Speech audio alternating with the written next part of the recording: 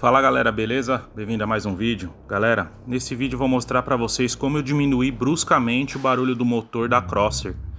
Eu acredito que serva pra qualquer moto da Yamaha, beleza? Bom, na hora de trocar o filtro, eu acrescentei o Militech e coloquei 160 ml a mais de óleo.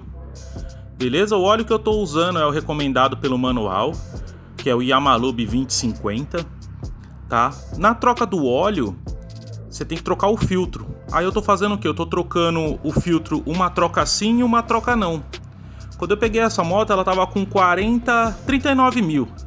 Aí eu troquei com 40 mil. Assim que eu peguei, já apliquei o Militech e não troquei o filtro.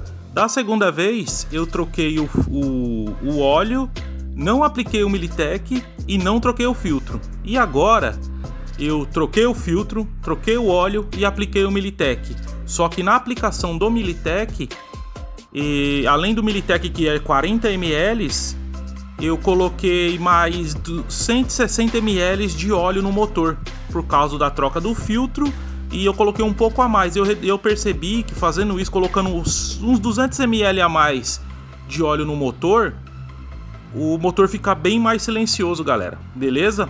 Então essa é uma dica aí, você vai trocar o óleo da sua moto, seja de qual marca for. Vê se cabe mais uns 100, 200 ml, se possível coloque o Militech, que o motor reduz muito o barulho do motor. Reduz demais, beleza galera? Essa é uma dica simples aí, mas muito eficiente, porque eu achei essa moto muito barulhenta e agora o motor tá zerado. Olha aí.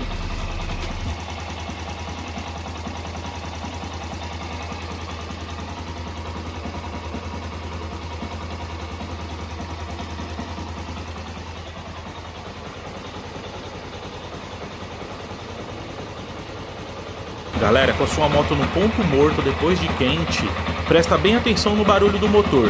Pode ser qualquer moto, tá? Deixa ela ligada e aperta a embreagem e segura.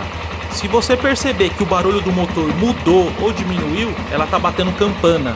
Beleza? É só levar no mecânico e apertar a campana de embreagem que resolve o barulho de bateção, beleza? É nóis!